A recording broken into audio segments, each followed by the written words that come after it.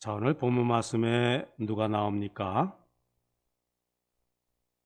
주인이 나오고 청지기가 나오지요. 이 청지기, 오늘 직업으로 말하자면은 관리인, 아마 가장 이 2000년 전 유대 땅의 청지기와 직분이 가장 비슷할 겁니다. 사실 이 청지기는 아주 묘한 직책이죠. 주인에게는 종입니다. 그러니까 주인의 뜻대로 해야지요. 근데 다른 종들에게는 주인 노릇을 합니다. 그러니까 주인에게서 위임받은 권한을 가지고 주인 행사를 하는 것, 그 직분, 그 사람, 청직입니다. 자, 이 청지기가 주인을 대할 때는 충성을 다해야지요. 복종해야 됩니다. 주인의 뜻을 온전히 받들어서 순종해야 할 그럴 책임이 있죠. 의무가 있습니다. 다른 종들을 대할 때는 주어진 권한 안에서 그 위와 많은 사람들 잘 다스리고요. 그리고 주어진 많은 재산 잘 관리를 해야 합니다. 상당한 자율권이 있습니다. 그러니까 이렇게 한계 안에서 자유를 누리는 사람, 청직입니다. 자, 그리고 청직에는 언젠가는 주인 앞에서 결산을 해야 합니다. 주인이 맡겼습니다. 일을 맡기든지 사람을 맡기든지. 자, 얼마나 성실히 일을 해서 그 맡겨진 것, 얼마나 많은 일을 남겼는가. 그 보던 일을 생활 날이 꼭 있습니다. 저는 말씀 가운데 주인, 내 보던 일을 셈하자. 그렇게 말합니다. 결산하자는 말이지요. 이 말을 들을 때 좀 가슴이 좀 뜨끔하는 분이 안 계신지 모르겠습니다. 저는 좀 뜨끔해요. 좀 두렵기도 해요. 저는 이렇게 그 물건 사러 잘 가는 거를 별로 쇼핑을 좋아하는 스타일은 아닌데, 한 번씩 이제 큰 뭐지요? 마트나 그런 데서 물건을 샀습니다. 자, 그 앞에서 물건을 계산합니다. 또르륵 또르륵 컴퓨터 이렇게 기능 그 소리를 내면서 뭐가 나옵니까? 계산서가 찍혀 나오지요. 그것을 볼 때마다 좀 두려운 마음이 듭니다. 이유는 분명하지요. 언젠가는 내가 하나님 앞에서 내가 살아온 삶의 계산서, 그건 조금도 착오가 없지요. 숨길 수 없습니다. 변명이 안 됩니다. 분명한 계산서. 이렇게 컴퓨터보다도 더 정확하게 계산이 되어서 처리되어서 이렇게 내 앞에 그래 내가 이렇게 살았구나 하고 생각하면 좀 뜨끔합니다.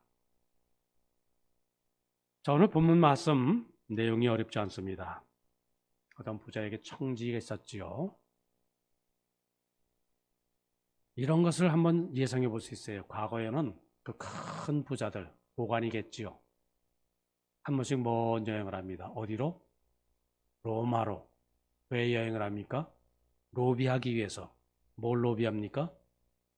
로마에서 로비를 해서 그것에 뇌물을 또 주어서 그래서 자기의 지위, 더 높은 지위에 올라가거나 자기의 지위를 확보하기 위해서 가끔 그렇게 여행을 합니다. 근데 보통 여행을 하면 한 2, 3년 걸릴 수도 있대요. 그래서 여행하면서 그곳 생활, 그 사람도 사귀고 문물에도 이렇게 접하고 생활도 즐기고 그러다 오니까. 자, 그 청지기 주인이 먼 곳에 갔습니다. 그러니까 이제 청지기가 이제 자기 세상입니다. 몰래 그 주인의 재산으로 자기 마음대로 허랑방탕하게 이제 그런 즐기면서 그 재산을 탕진을 합니다.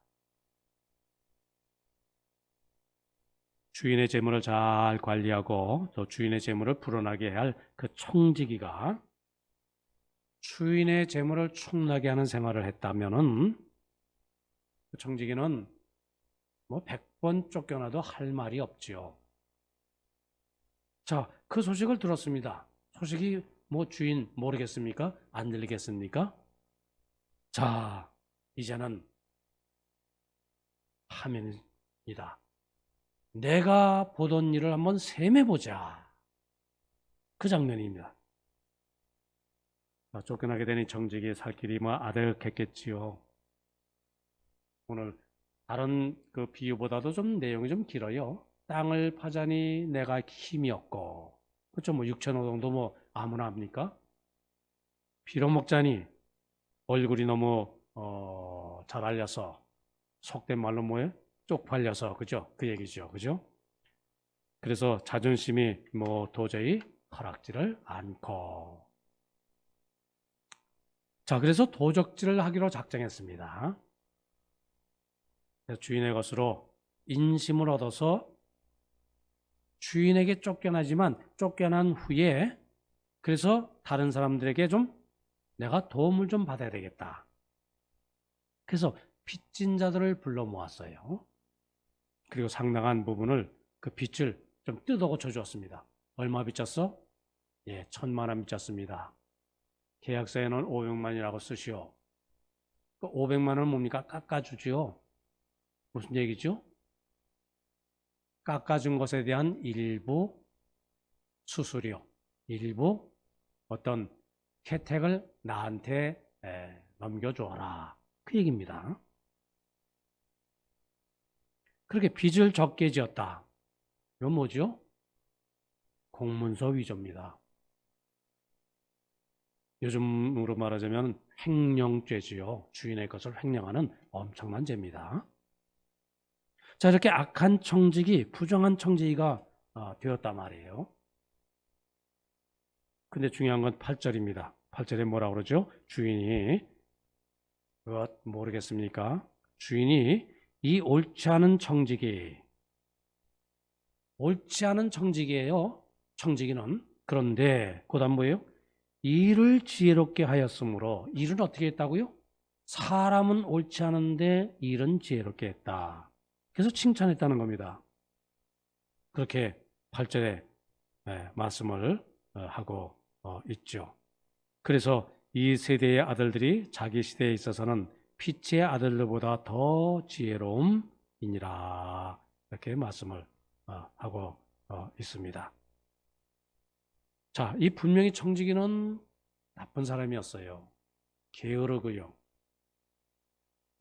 부정직하고, 그 재물을, 주인의 재물을 탕진하고, 그러니까 부적절한 청직입니다. 그런데 그의 지혜는 긍정적으로 칭찬을 받았어요. 평가를 받고 잘 이렇게 칭찬받았습니다. 우리가 여기서 먼저 좀 기억해야 될 것은 이 청지기가 지혜롭다 그래서 윤리적으로 잘못된 것까지도 잊혀진 것은 아니라는 겁니다. 그 얘기가 아닙니다. 그렇게 해석해서는 안 됩니다. 그는 부정한 사람이에요. 아무리 지혜로워도 그는 부정한 사람입니다. 이 청지기는 선한 사람이 아닙니다. 그가 저지른 악이 지혜롭기 때문에 정당화할 수 있다? 그런 얘기도 아닙니다. 다만 그저 한 가지 이 청지기로부터 한 가지 좀 지혜는 배워야 한다. 뭐 그 말이지요. 이런 말이지요. 우리가 심지어 악한 자에게서도 별 것이 있다. 뭐 그런, 그게 뭐 좀 말하지 않습니까? 심지어 살인 강도 아주 나쁜 놈한테도 뭔가 좀 인생의 지혜를 꼭 배울 수도 있다. 그럴 수도 있을지 모릅니다. 그런 얘기입니다. 우리가 겸손히 배우려 들면은요, 이 세상 모든 사람이 다 나의 스승이라고 그러죠. 공자님도 뭐라 그랬어요? 세 사람이 함께 길 가면 그 중에 선생이 꼭 있다 그렇게 말합니다. 그 사람이 나보다 잘나서 많이 배워서 지혜로워서 그것 아니지요. 우리가 배우려는 자세.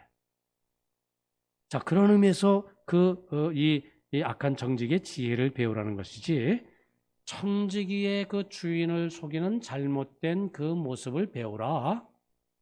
지혜로우면 그런 것도 다 용서가 된다. 결코 그런 본문이 아니다. 자, 우선 이렇게 전제를 하고요. 자, 그러면 우리가 이 악한 청지기로부터 어떤 지혜를 배울 수 있겠는가? 먼저 그는 마지막 날에 대해서 알고 있었다. 분명하죠. 끝을 아는 사람. 지금까지는 내 권한 안에서 모든 거 다 내 물질인 것처럼 내 시간인 것처럼 내 능력처럼 그렇게 행세했지만, 주인이 말씀하시는 그때에 이제 모든 것이 끝났구나. 이것이 다 내 것이 아니구나. 주인의 것이구나. 그걸 절실히 느끼고요. 그것을 인정을 했습니다. 자, 어찌 보면은 지금까지 우리는 내 마음대로 살아왔습니다. 근데 우리가 항상 그거 점검해야 된다고 그랬죠. 그죠? 돈이 내 것인가? 건강이 내 것인가? 심지어 지혜가 내 것인가? 사실 어느 것 하나도 내 것이라는 없습니다. 어떤 분이 그렇게 얘기하더라고요. 내 것 분명한 거는 내가 내 입으로 먹은 것은 내 것이래요. 그건 다른 사람이 세상이 어떻게 할 수 없기 때문에 농담삼아서 그렇게 말을 합니다만은, 자, 지혜도 그렇습니다. 지혜, 지식, 내 머릿속에 든 것, 아무리 그렇게 그래서 많이 배우고 익혀서 아무리 똑똑하고 현명하다 할지라도 사람은 공통점이 다 있습니다. 얼마 안 가면요, 다 기억이 쇠퇴하고요, 가물가물해지고요. 다 그렇게 됩니다. 그처럼 자신만만했던 그 건강도 멀어지고 다 떨어지고 다 내려놔야 할 때가 누구에게나 다 닥치죠. 내 것이 어디 있습니까? 원래 내 것이란 없다. 이게 우리의 신앙의 고백이지요. 그런데 때로는 내 것으로 착각을 하며 살았다. 이제 청지기는 것을 깨달았다는 겁니다. 주인의 것이라는 것을 깨닫고 인정을 했다. 모든 것을 내려놓았다. 그것이 지혜로운 자세다. 그 말씀을 지금 주님은 하시는 거지요. 우리 기독교의 뭐라고 말할까요? 고난관. 그것도 마찬가지입니다. 우리가 오늘날 큰 고난을 당합니다. 어려움 가운데 지내죠. 이것들 또 한 1년, 2년 지나니까 당연한 것으로 받아들이는 그런 또 경향도 있지만은, 사실 또 그러면서 그 가운데서 얼마나 지금 힘들고 어려운 그런 인류 역사상 참 고난한 그런 때로 우리가 보내고 있습니까? 그런데 고난까지도 잠시 있는 것이다. 아무리 고난이 심해도 잠깐 지나간다. 고난은 잠깐, 받을 기쁨은 영원함. 앞에 있는 영광은, 내가 오늘 당하는 고난과는 도무지 비교할 수가 없는 것이다. 그것이 우리 예수 믿는 사람들의 고난관이죠. 그죠? 자, 둘째. 주인이 그 잘못을 묻고 보던 일을 세마자, 이제 그렇게 명했을 때에 청지기는 어떻게 반응을 보였죠? 사람이 그냥 아주 그냥 깨끗해요. 구차하게 변명하지 않습니다. 주인님, 잘못하신 겁니다. 잘못된 소문을 들으신 겁니다. 다른 사람들이 나를 모함해서 그렇습니다. 내가 이렇게 또 좀 잘못을 저질렀는데 그것은 뭐 누구누구 때문입니다. 어떤 일 때문입니다. 뭐 이런저런 뭐 이야기 구차한 변명 들어놓으려면은 사실 그 한이 없습니다. 그런데 이 사람 뭐라 그랬어요? 변명 한마디 없죠. 구차하게 애걸복걸하지 않습니다. 기회를 다시 주십시오. 뭐 그런 것 요청도 하지 않습니다. 다만 주인이 내가 잘못했다. 청직의 직분을 중지해라. 보던 일을 셈하자. 그렇게 명하니까 예, 알겠습니다. 그런 걸로 따를 뿐이지요. 이게 참 중요합니다. 사실을 사실대로 인정하는 것. 자, 아무 변명도 없습니다. 심판을 그대로 수용하는 것. 이것이 지혜라는 그 말씀입니다. 때때로 보면은 그런 분들이 계세요. 사업 한참 크게 하고 떵떵거리면서 사시다가 이제는 빚더미에 올라앉아서 사업은 망한 지 오래가 되었는데 뭐 여전히 뭐 큰 소리 치는 분이 있습니다. 회장님 소리 듣기 좋아하고요. 뭐 벌써 일은 끝난 지 오래되었는데 그것을 인정하지 않아요. 그 과거의 영광에 아직도 메어지네요. 그것은 어리석은 것이다 하는 말이지요. 사람은 사실, 진실 이것을 인정을 하고요. 그리고 나서야 다시 새롭게 시작할 수 있죠. 다시 일어날 수가 있죠. 모르고도 아는 척, 없고도 있는 척, 안 되고도 된 것처럼 그렇게 구는 것은 뭐가 다 쓸데없는 노릇이지요. 자, 이 문제에 있어서 청지기는 지혜로웠단 말입니다. 구차한 변명이 없습니다. 뭐 자기 나름대로는 그래도 뭐 한마디 뭐 할 얘기 없겠습니까? 뭐 한마디쯤 뭐 변명할 수 있었을 텐데 주인이 심판을 하신다 하니 그 주인의 심판 이것 그대로 시인을 하고 맙니다. 구차한 변명하지 않습니다. 올 때가 왔다. 그렇게 생각하는 것이죠.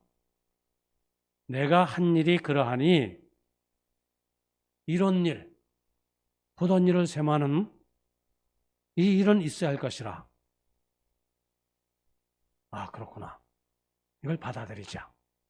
그것이 지혜라는 것이죠. 이와는 반대되는 사람이 있죠. 대표적인 사람 누구를 들 수 있을까요? 저는 아담과 하와를 들고 싶습니다. 하나님이 따먹지 말라고 하는 금단의 열매를 따먹고 하나님께서 아담에게 왜 그걸 따먹었느냐 이렇게 물었을 때에 아담이 뭐라고 말했습니까? 하나님이 저에게 주신 저 여자가 따먹으라 해서 그래서 따먹었습니다. 핑계대는 거죠. 제가 잘못했습니다. 그만 하나님의 말씀을 그냥 제가 지키지를 못했습니다.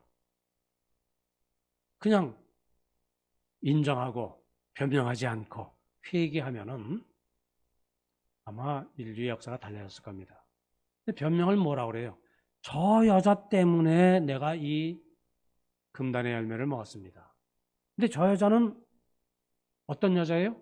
하나님께서 나에게 준 저 여자예요. 그럼 내가 그 열매를 따먹은 근본적인 원인은 어디에 있다는 겁니까? 하나님 때문에 그 얘기죠. 그죠? 하나님이 나에게 준 저 여자가 먹으라고 그래서.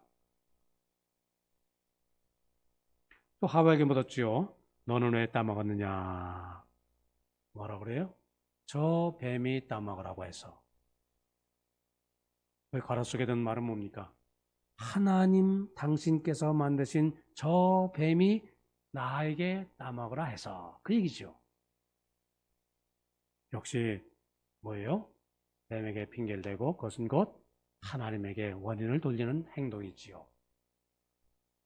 죄는 여러 종류가 있다. 그렇게 말합니다. 첫째, 내가 짓는 죄. 둘째, 죄는 다시 죄를 낳습니다. 그리고 셋째,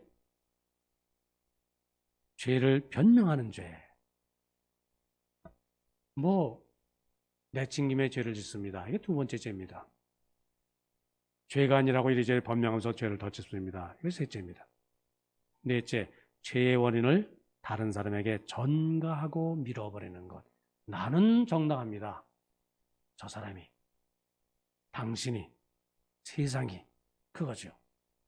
이렇게 저는 점점 더 깊어집니다. 여기 보면은 그래, 내가 좀 잘못되었습니다 하고 나서 그 다음에 붙는 말이 길어요. 어쩌고 저쩌고 어쩌고 저쩌고. 자, 그런데 이 사람 누구 때문이다, 무엇 때문이다, 그 너더기가 없어요. 주인이 내가 잘못했다 하는 그 순간에 예, 맞습니다. 즉각 시인해버립니다. 잘못을 깨끗하게 인정합니다. 그것이 지혜라는 것이죠. 왜? 그것이 새 출발을 빨리 할 수 있기 때문에. 자, 셋째로 그 정직이는 남은 것을 생각했습니다. 남아있는 기회, 남아있는 시간, 남아있는 권한, 이것을 내가 어떻게 활용할 수 있을까? 여기에 지혜가 있다는 것이죠. 없는 것 서러워하지 않고, 또 없어진 것 미련을 갖지 않고, 현재 남은 그것, 현재 남은 시간, 주인이 세말하고 주신 아직 유예 남아있는 그 시간, 이걸 잘 활용을 했습니다. 물론 부정한 거지만요. 그런 의미에서 그는 지혜로운 정직이었다. 어느 날 상담소에 한 중년 부인이 찾아왔답니다. 그래, 어떻게 오셨습니까? 그 부인은 아무 말도 하지 않고 자꾸 슬프게 울기만 합니다. 아니, 말씀을 하셔야 제가 도와드리죠. 그 부인이 뭐라고 말했다고 그래요? 이제 가을이 오니 마음이 점점 무거워집니다. 특별히 저는 제 청춘을 잃어버린 것이 이렇게 안타깝고 슬플 수가 없습니다. 그러더랍니다. 아무리 유능한 상담 선생님일지라도 청춘은 되돌려 줄 수가 없지요. 대신 이렇게 조언했다고 하지요. 잃어버린 청춘을 슬퍼하지 말고 아직 손에 쥐고 있는 중년을 생각하십시오. 당신은 아직 해야 할 일이 많습니다. 그렇게 권면했다고 하죠.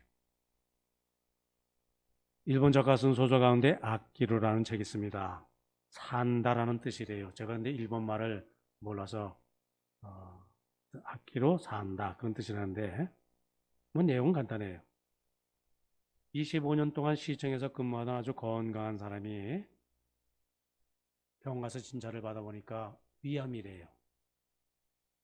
그것도 의사는 말하기를 앞으로 한 6개월 정도 남았습니다. 선언합니다. 이 말을 듣고 그럼 이제 고민을 하는 거지요. 자, 6개월, 내 인생이 앞으로 이 세상에서 6개월밖에 남지 않았다. 얼마나 마음이 심란했겠습니까? 답답했겠습니까?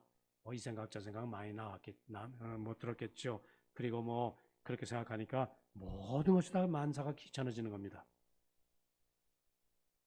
직장 생활하던 것, 열심히 그렇게 살던 것, 의미가 없어집니다.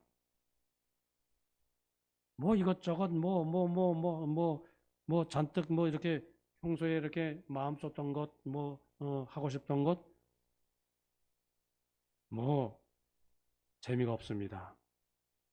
절망뿐입니다.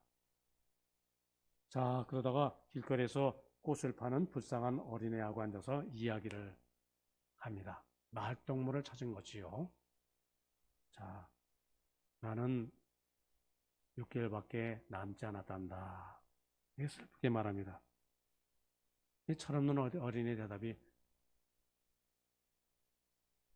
그래도 6개월이나 남아있잖아요 라고 말합니다. 그 말이 번쩍하는 겁니다. 정신이 드는 거지요. 그 말이 맞단 말입니다. 그래서 정신을 차리고 6개월밖에 안 남았다. 그것이 아니라 뭐라고요? 6개월이나 있다.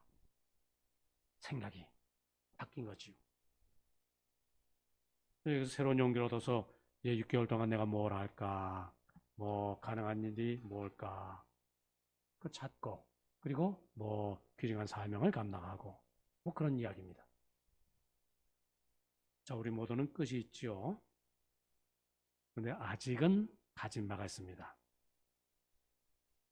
부족한 중에도 있는 것이 있고요. 모르는 중에도 아는 것이 있고요.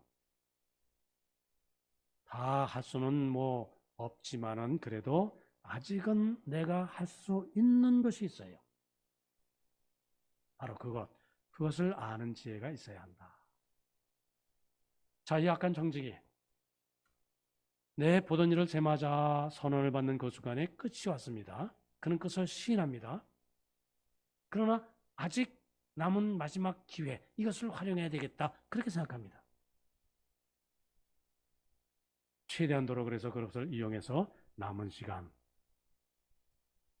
그 남은 정력, 남은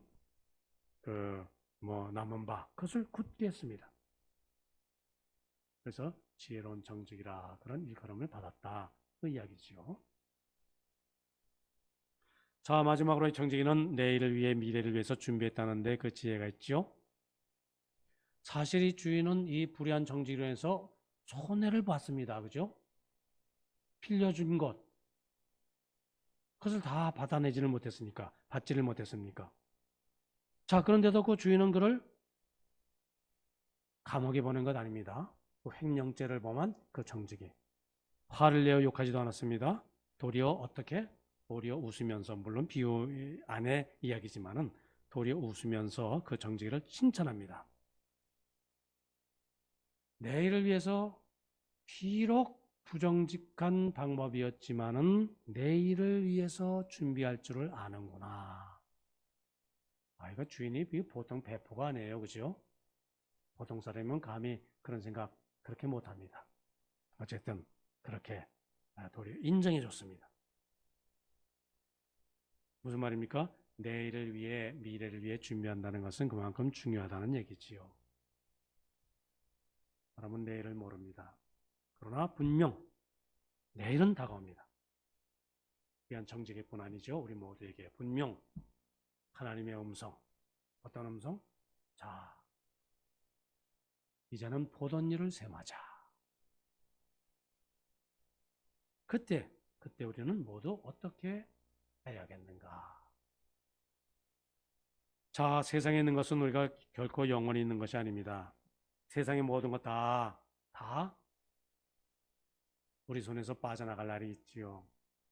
그때는 다 다 내려놓아야 됩니다. 우리의 건강, 우리의 물질, 심지어 우리의 가족, 누리는 행복, 심지어 맨 마지막 뭐예요? 나의 생명까지도, 나의 생명도 내 것이 아니다 그것이지요. 움켜쥐면 움켜질수록 다 우리 손에서 빠져나갈 수밖에 없는 그날이 옵니다. 한 번 준 것은 사람에게 정해진 것이요 그 후에는 심판이 있으리니. 그죠? 성경의 선언입니다. 자, 그때로 해서 무엇이 준비되었는가? 무엇이 예비되어 있는가? 불의한 정직이는 비록 불의한 방법이라도 자기의 미래를 준비할 줄 알았는데, 자, 믿음의 우리 성도들은 그날을 위해서 무엇을 준비하고 있는가? 예수님이 우리에게 묻는 질문입니다. 이 세상을 사는 데는 아마 분명 이 세대의 자녀들이, 그러니까 세상에 속한 사람들이 훨씬 더 빛의 자녀들, 믿는 사람보다도 지혜로울 겁니다. 아마도 그럴 거예요. 여러 가지 살아가는 방법. 그러나 저 세상을 준비하고 저 세상을 위해서 살아가는 그 일에 있어서는 아무래도 하나님의 자녀들이 더 지혜로워야 하지 않겠는가. 이 질문을 아마 예수님께서 우리에게 하고 계신지도 모르겠습니다. 내 보던 일을 행하라. 언제 이 주님의 음성이 우리에게 들렸는지 아무도 모릅니다만은 분명 우리는 기쁨으로, 소망으로 그날을 준비해야 할 것이고요. 그날을 위해 준비하는 자가 지혜로운 자다. 이 예수님의 가르침을 우리가 늘